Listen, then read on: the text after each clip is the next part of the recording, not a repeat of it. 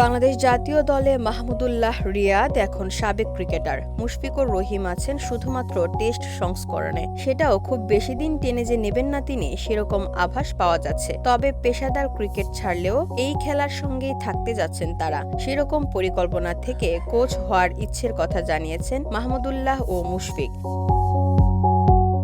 বিসিবির বর্তমান প্রেসিডেন্ট আমিনুল ইসলাম বুলবুলের সঙ্গে বিষয়টি নিয়ে আলাপও করেছেন এই দুই অভিজ্ঞ ক্রিকেটার। ক্রিকেট ছাড়ার পর কোচিং করাতে চান মাহমুদুল্লাহ ও মুশফিক, এমন তথ্য জানিয়ে বিসিবি প্রেসিডেন্ট বলেন, আমি বিসিবিতে যোগ দেওয়ার আগেই আমার সঙ্গে মুশফিকুর রহিম ও মাহমুদুল্লাহ যোগাযোগ করেছে, তারা আন্তর্জাতিক কোচ হতে চায়।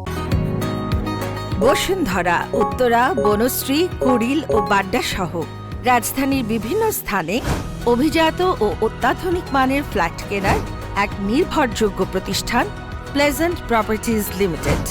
তাই আপনার স্বপ্নের আবাসনের জন্য আজই যোগাযোগ করুন। Pleasant properties limited, where destiny matches eventually.